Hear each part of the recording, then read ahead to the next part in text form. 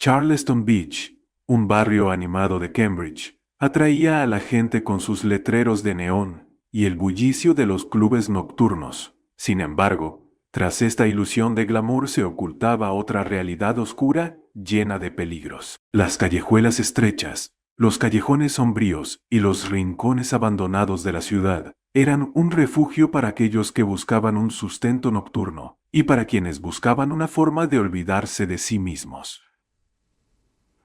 Maxine, una mujer transgénero, formaba parte de este mundo.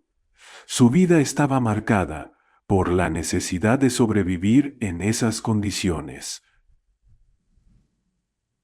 Durante el día intentaba pasar desapercibida, pero por la noche su trabajo le permitía ganar el dinero necesario para pagar el alquiler y vivir, aunque fuera un poco bajo sus propios términos. Laura ofrecía servicios de acompañamiento, y su reputación como una conversadora amable y comprensiva la hacía popular entre un círculo selecto de clientes.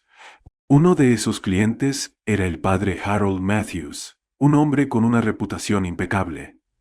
El respetado sacerdote era conocido por sus elocuentes sermones que inspiraban a los feligreses. Su imagen era prácticamente intachable, y pocos podían imaginar que frecuentaba el barrio de Charleston Beach. Para Laura, los encuentros con él se habían convertido en algo rutinario. No eran frecuentes, pero sí extraños. Ella nunca preguntaba las razones de sus visitas. Los clientes pagaban por discreción, y ella nunca rompía esa regla tácita.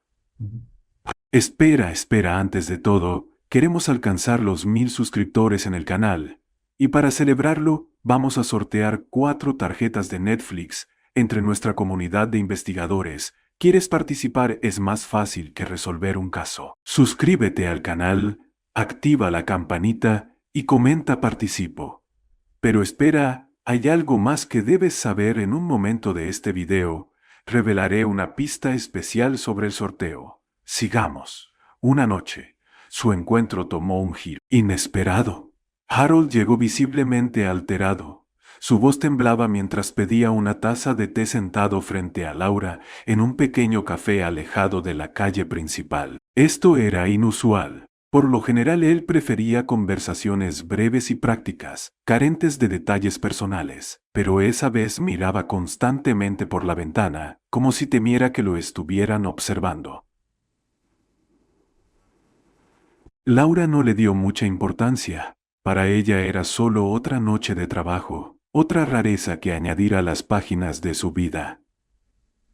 Sin embargo, cuando se despidieron y cada uno tomó su camino, sintió un leve escalofrío de inquietud. En su experiencia, esas sensaciones rara vez eran infundadas. Las calles oscuras de Charleston Beach guardaban sus secretos. Laura lo sabía mejor que nadie, pero esta vez las sombras parecían más profundas de lo habitual. El 10 de octubre de 2023, una fría noche de otoño en Charleston Beach, parecía ser igual que cualquier otra. Laura Maxwell había terminado su rutina habitual de trabajo en el barrio y se dirigía a un pequeño café en las afueras de la calle principal. Aquel lugar con sillas desgastadas y luces tenues era su refugio favorito. Allí podía disfrutar de una taza de té en tranquilidad, lejos del bullicio de la ciudad nocturna. Pero esa noche, todo tomó un giro inesperado. Las cámaras de seguridad registraron la llegada del coche de Laura al café a las 22:17. Vestida con su característico abrigo beige largo, entró al local. Unos minutos después, un hombre que se parecía al padre Harold Matthews también ingresó al café.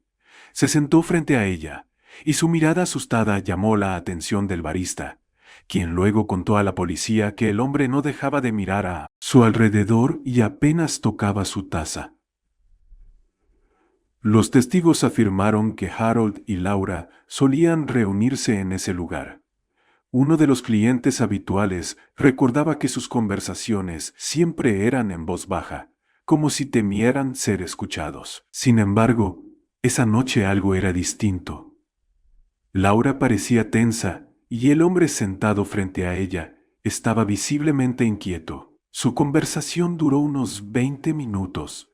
Después, ambos salieron del café juntos y se dirigieron al coche de Laura. Las cámaras de seguridad captaron nuevamente el coche al abandonar Charleston Beach, alrededor de las 23:00. En las imágenes se veía a Laura al volante y al hombre sentado a su lado. El vehículo se dirigió hacia la salida oeste del barrio, donde, como se descubrió más tarde, se perdió todo contacto con ella.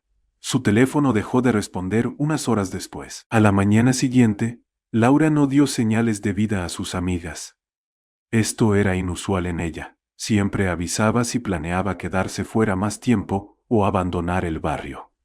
Teresa, su amiga cercana y compañera de trabajo en la misma zona, fue la primera en notar su ausencia. Sabía que Laura solía referirse a un cliente al que llamaba simplemente Hacha, y recordó una conversación reciente en la que Laura mencionó que este cliente se estaba volviendo demasiado insistente y nervioso. Ese mismo día, el padre Harold Matthews dio su sermón matutino habitual para sus feligreses.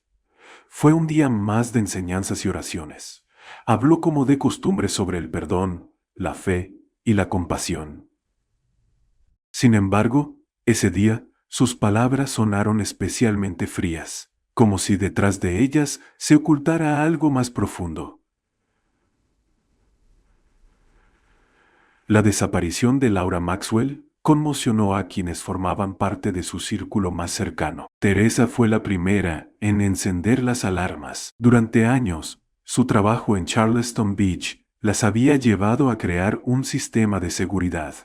Siempre compartían sus ubicaciones y mantenían contacto, especialmente durante las horas nocturnas. Cuando la mañana del 11 de octubre de 2023, Laura no respondió a los mensajes, Teresa supo de inmediato que algo andaba mal. Intentó contactar a otras personas conocidas que trabajaban en el barrio, pero nadie había visto a Laura después de su reunión con el hombre en el café. Poco a poco, los recuerdos de sus conversaciones comenzaron a adquirir un matiz inquietante.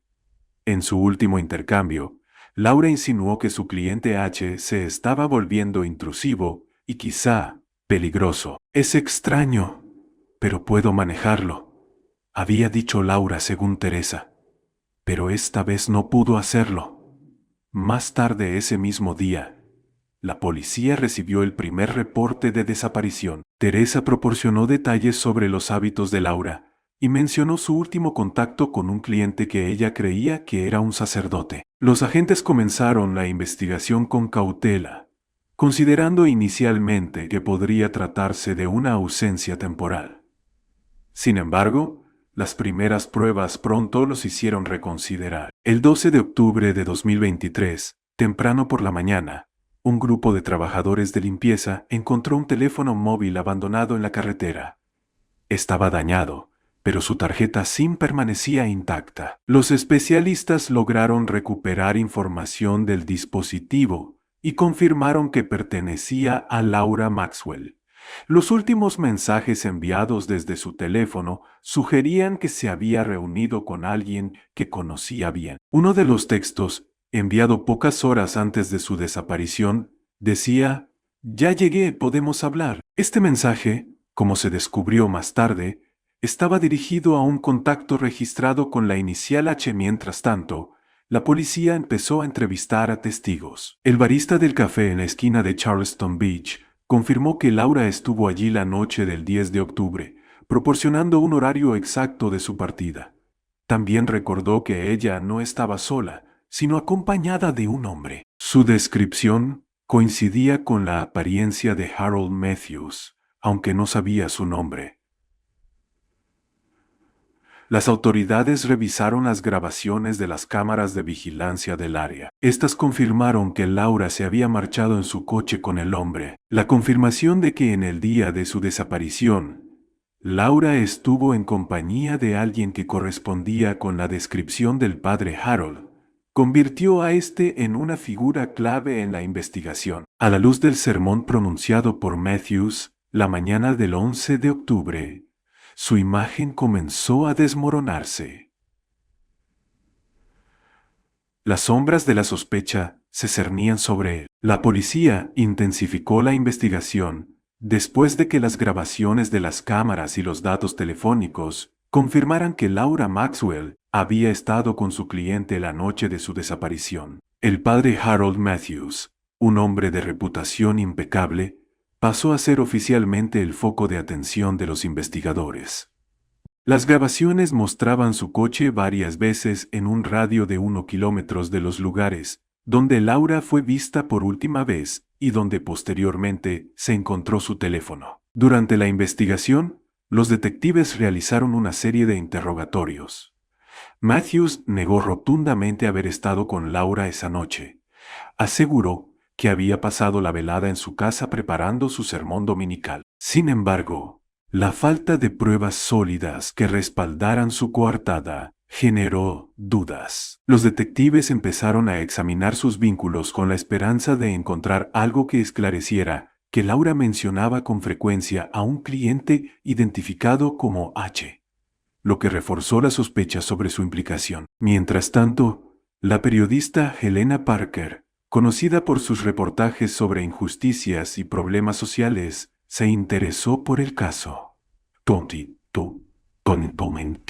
A partir de información obtenida de sus fuentes, Helena comenzó a investigar las visitas frecuentes del padre Matthews a Charleston Beach, un barrio que claramente no encajaba con su imagen pública. Helena descubrió que el coche del sacerdote había sido registrado en múltiples ocasiones en las zonas donde trabajaban Laura y otras mujeres que ofrecían servicios de acompañamiento. Helena contactó a varias mujeres del entorno de Laura para confirmar sus sospechas. Algunas de ellas relataron haber visto al padre Matthews, no solo con Laura, sino también con otras mujeres. Aunque algunas lo describieron como cortés y reservado, otras insinuaron comportamientos más preocupantes, mencionando incluso amenazas para garantizar su silencio. Al mismo tiempo, la policía obtuvo nuevas pruebas. En el maletero del coche de Harold Matthews, inspeccionado tras conseguir una orden judicial, encontraron cabellos que coincidían con el ADN de Laura. Este descubrimiento fue la primera evidencia contundente que vinculaba directamente al sacerdote con la desaparición de Laura. Sin embargo, la ausencia de un cuerpo y de pruebas concluyentes sobre lo que había sucedido seguía dejando muchas incógnitas. La presión sobre Matthews aumentaba. La iglesia salió en su defensa, alegando que las acusaciones eran infundadas y dañaban la reputación de un hombre dedicado a Dios. Sin embargo, las pruebas encontradas y la investigación de Helena comenzaron a desmoronar su imagen pública. Por su parte, Helena Parker estaba preparando un artículo que prometía cambiar el rumbo del caso por completo. El cuerpo de Laura Maxwell fue encontrado el 15 de octubre de 2023 en un parque abandonado en las afueras de Cambridge. Fueron los residentes locales quienes informaron a la policía sobre el hallazgo, y el lugar fue acordonado de inmediato. Los expertos confirmaron que su muerte había ocurrido en circunstancias sospechosas, apuntando a un posible acto criminal. La noticia del descubrimiento se propagó rápidamente por toda la ciudad, generando una fuerte conmoción. La figura de Laura, previamente desconocida para el público general, se convirtió en un símbolo de la vulnerabilidad de quienes viven al margen de la sociedad. Su trágica historia suscitó preguntas sobre las personas que esconden sus verdaderos rostros detrás de una fachada respetable. Las grabaciones de cámaras de vigilancia se convirtieron en piezas clave del caso, mostrando el coche del padre Harold Matthews cerca del parque la noche en que Laura desapareció. Las cámaras de entrada al barrio registraron el vehículo de Matthews alrededor de la medianoche, coincidiendo con el intervalo de tiempo establecido por la autopsia. Estas evidencias, combinadas con los cabellos encontrados en su coche, lo consolidaron como el principal sospechoso. Las investigaciones policiales revelaron nuevos detalles. Laura había expresado a sus amigas, incluida Teresa, que temía a Matthews. Lo describía como una persona con dos caras, amable y respetuoso al principio, pero propenso a las amenazas y la agresividad si algo no salía como esperaba. A pesar de sus temores, Laura seguía reuniéndose con él debido a la necesidad económica. Su trabajo era su única fuente de ingresos y no podía darse el lujo de rechazar a un cliente tan generoso. Helena Parker, la periodista que seguía el caso, descubrió otra pieza crucial. Según conversaciones con colegas, Laura había mencionado que Matthews le ofreció dinero a cambio de su silencio, tratando de ocultar su relación. En sus charlas, Laura incluso bromeaba sobre cómo el sacerdote temía más perder su reputación que cualquier otra cosa. Estas palabras, que alguna vez fueron tomadas como un comentario trivial, ahora adquirían un significado inquietante.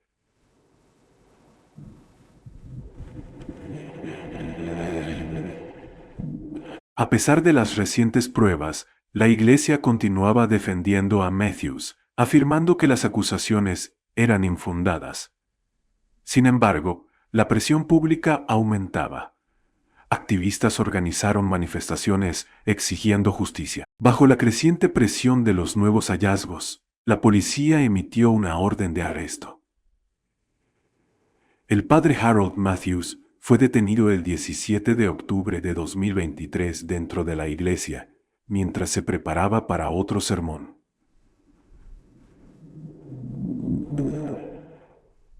Su imagen como un hombre íntegro y piadoso se desmoronó por completo, mientras la verdad sobre sus encuentros nocturnos con Laura salía a la luz. Tras la detención del padre Harold Matthews, su nombre se convirtió en el centro de una investigación que expuso una red de manipulación y conexiones ocultas que nadie había sospechado. Para la comunidad, aquel hombre que durante años había sido visto como un pilar de moralidad se transformó en el símbolo del engaño.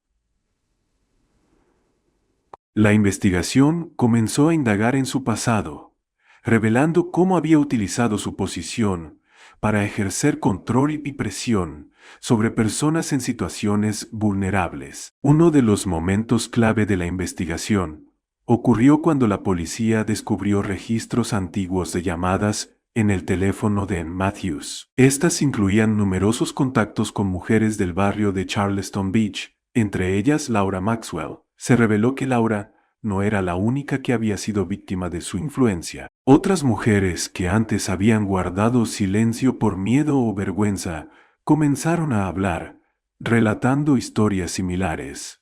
El sacerdote ofrecía ayuda, ya fuera financiera o emocional, y luego utilizaba su poder sobre ellas, amenazándolas si intentaban romper el vínculo. Teresa, la amiga más cercana de Laura, decidió dar su testimonio. Narró cómo Laura había expresado repetidamente su temor hacia Matthews.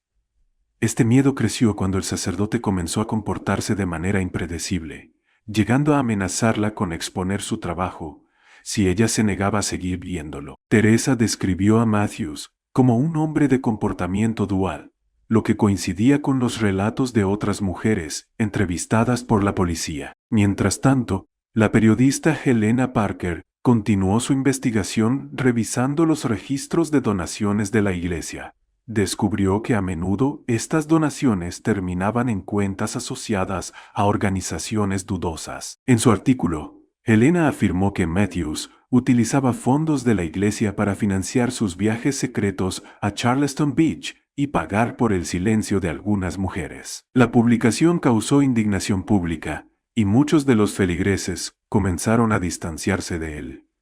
A pesar de las nuevas evidencias, la iglesia mantuvo su postura, insistiendo en que las acusaciones eran infundadas. Sin embargo, la presión social y de los activistas los obligó a anunciar una investigación interna. Paralelamente, la policía descubrió otra prueba crucial: una grabación de una cámara de seguridad cerca del lugar donde se encontró el cuerpo de Laura. En el video se podía ver claramente cómo el coche de Matthews se detenía en la zona la noche de la desaparición, para luego marcharse 40 minutos después. Esta evidencia se convirtió en un elemento clave que vinculaba al sacerdote con la escena del crimen. El cúmulo de testimonios sobre manipulación y amenazas destruyó por completo la reputación intachable de Matthews. Su defensa se centró en argumentar que era víctima de difamaciones, pero su imagen de pastor compasivo que ayudaba a los demás quedó irremediablemente dañada. La investigación avanzaba hacia su conclusión mientras la sociedad esperaba que se hiciera justicia. El juicio contra el padre Harold Matthews comenzó el 25 de octubre de 2023, despertando un gran interés público. La sala estaba abarrotada. Periodistas, activistas, feligreses y personas que habían conocido a Laura Maxwell se reunieron para escuchar los detalles de un caso que había sacudido a Cambridge. En el banquillo de los acusados se encontraba un hombre que hasta hace poco muchos consideraban un modelo de moralidad. Sus abogados declararon que Matthews negaba rotundamente su implicación en la muerte de Laura y que lucharía por demostrar su inocencia. La fiscalía construyó su caso basándose en un cúmulo de pruebas. La primera en testificar fue Teresa, la amiga cercana de Laura, cuyo testimonio fue un inicio emocional del proceso. Teresa relató cómo Laura solía expresar su miedo hacia Matthews, describiéndolo como alguien peligroso e impredecible. También habló de su última conversación, en la que Laura confesó sentirse atrapada, pero esperaba poder convencerlo de dejarla en paz.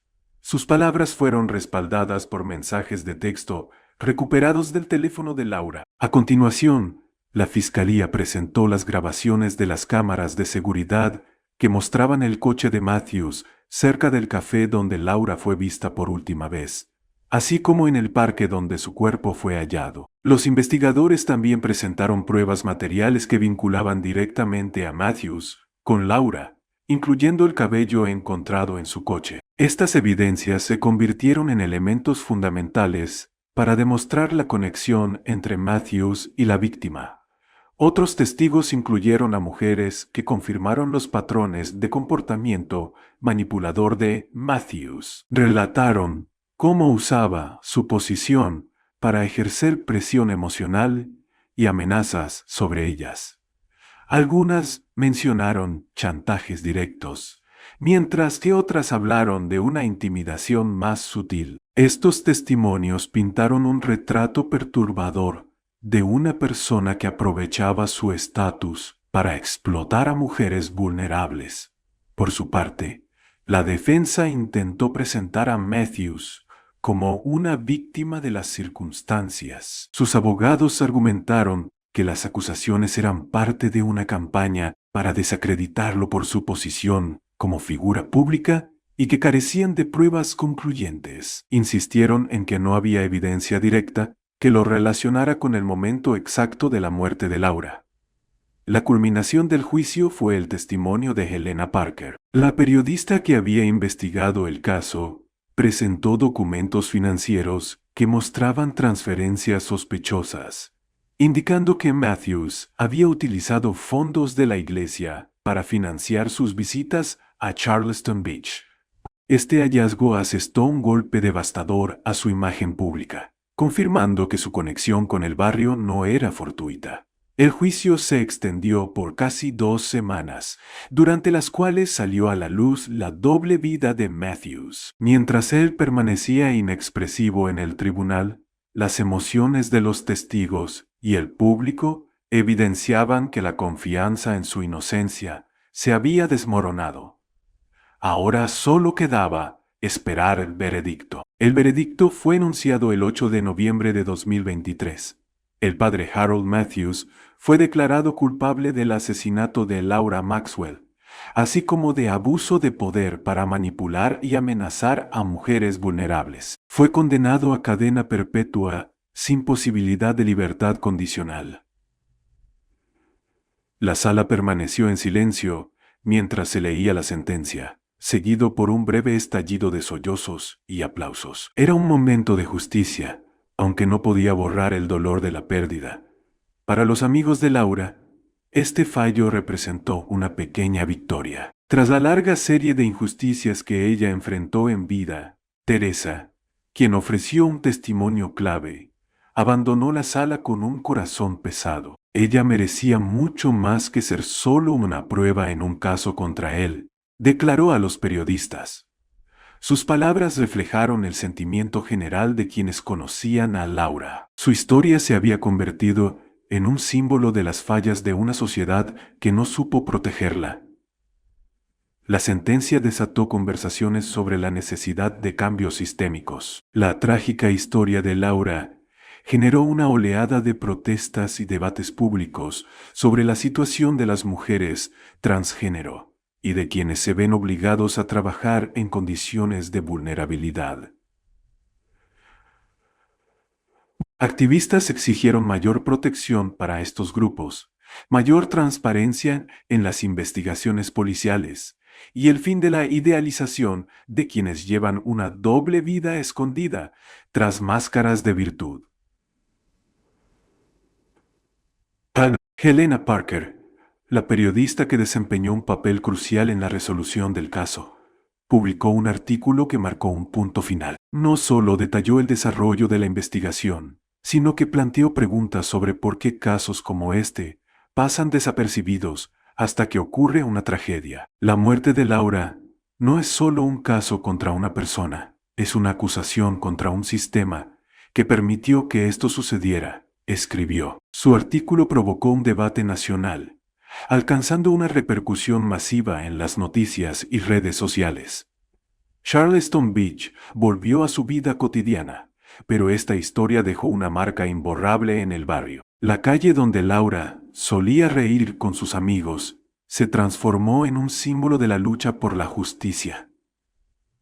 En su honor, activistas fundaron una organización benéfica para ayudar a personas en situaciones similares. En el café donde Laura pasó sus últimas horas, se colocó una placa conmemorativa en memoria de Laura Maxwell, cuya vida nos recordó la importancia de vernos unos a otros y proteger a quienes más lo necesitan. Sin embargo, la confianza en el sistema quedó profundamente dañada.